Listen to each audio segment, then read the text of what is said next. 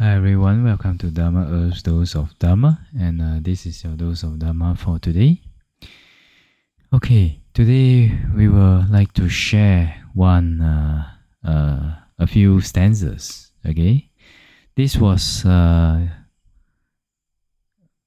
these stanzas were given to King Kosala by the Buddha.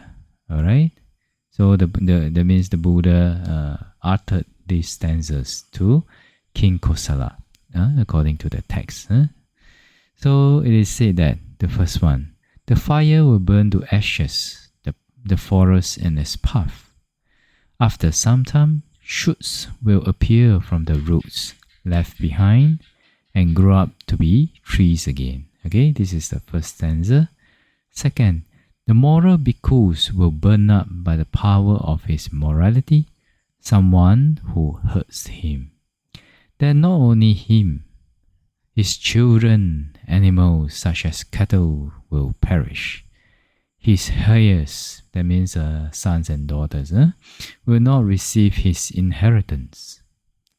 The last two stanzas. Those who harm moral bhikkhus will, by the power of morality of the bhikkhus, become childless and be without heirs. Like the palm tree without a head. Therefore, the clever person who knows what is good for him behaves properly towards serpents, kings, princes, and moral bhikkhus in a proper manner. Like that. So when we read about this, let us explain this a little bit.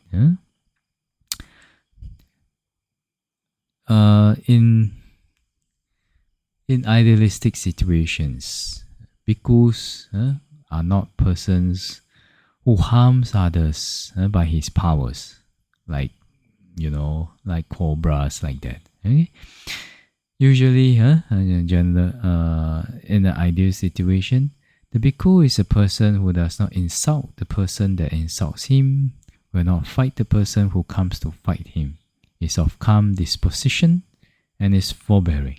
Alright?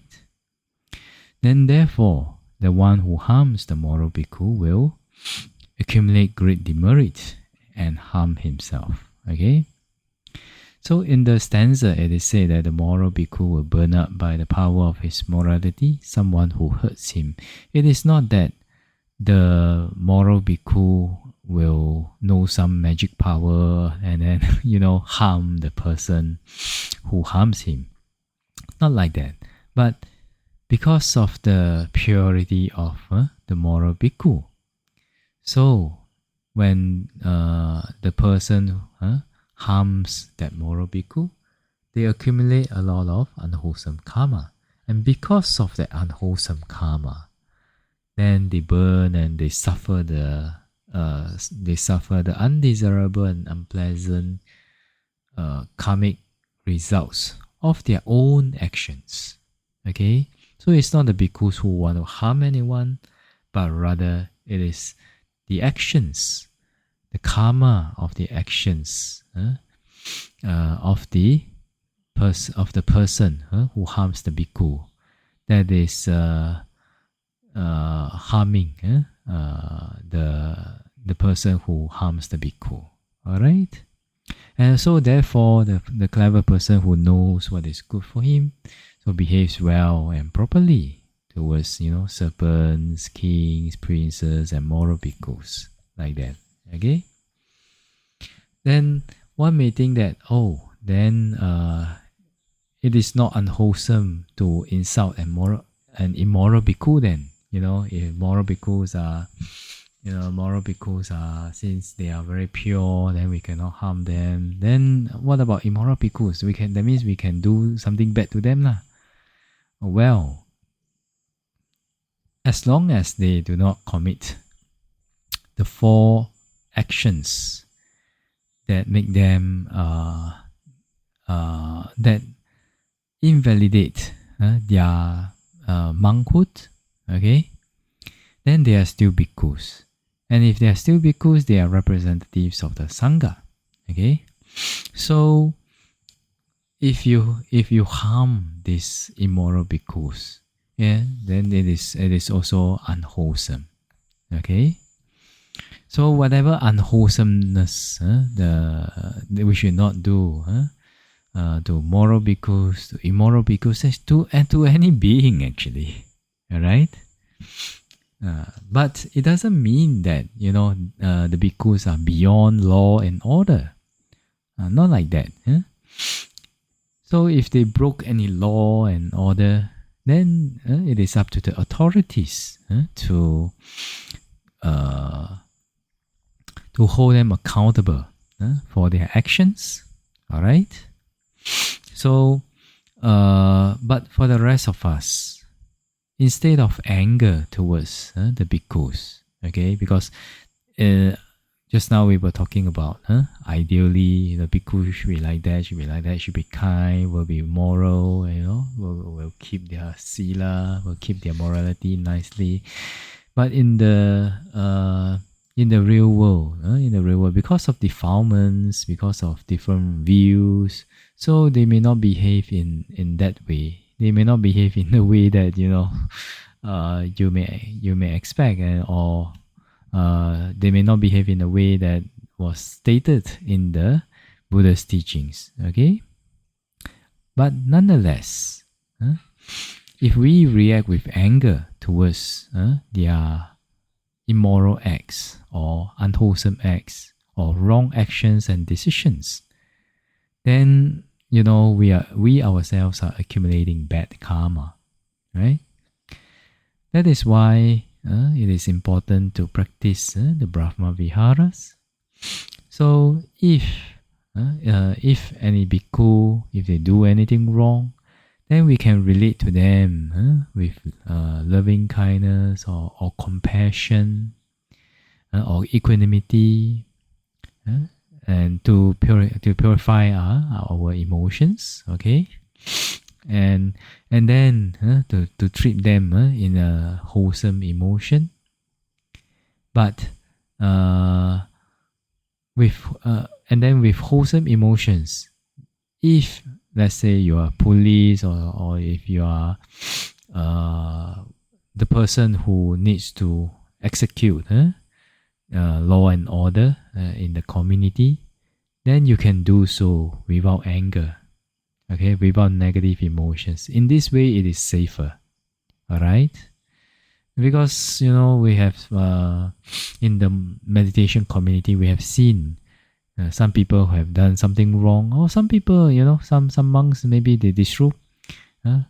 Then after that, the other monks, maybe they look down on that monk who disrobe and things like that. But then because of this karma, or maybe previous karma, then we saw that those who criticize also disrobe. So we've seen this few times.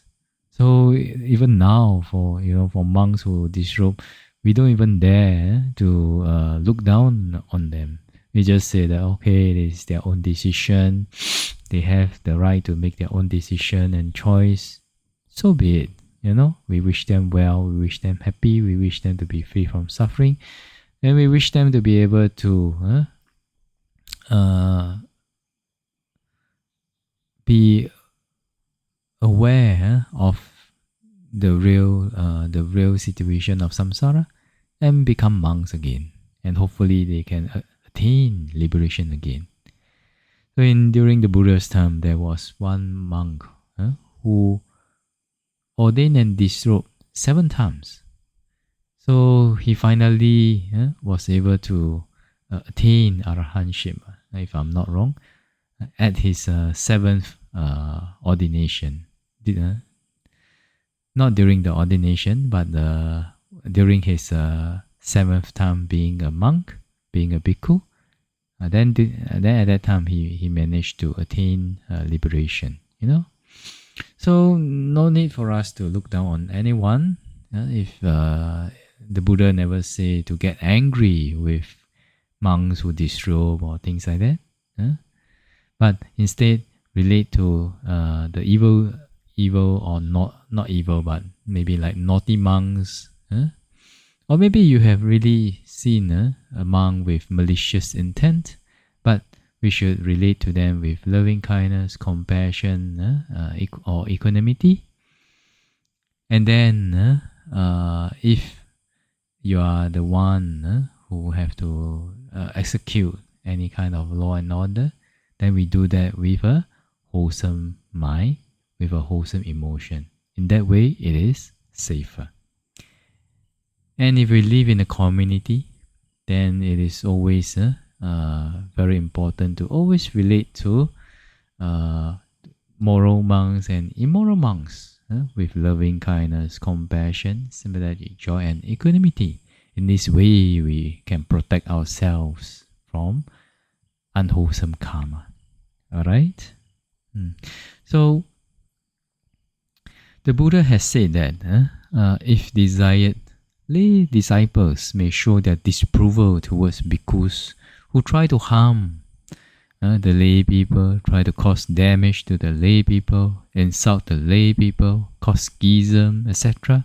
Talk ill of Buddha, talk ill of Dhamma, talk ill of Sangha. So, actually, the lay people can show disapproval. Okay? So, showing disapproval is not insulting, but like not getting up from the seat when we see the monks, not going up to meet them, not worshipping them, not offering alms. So, it's not like you have to offer every monk that you see. Of course, if you do that as a practice, is good.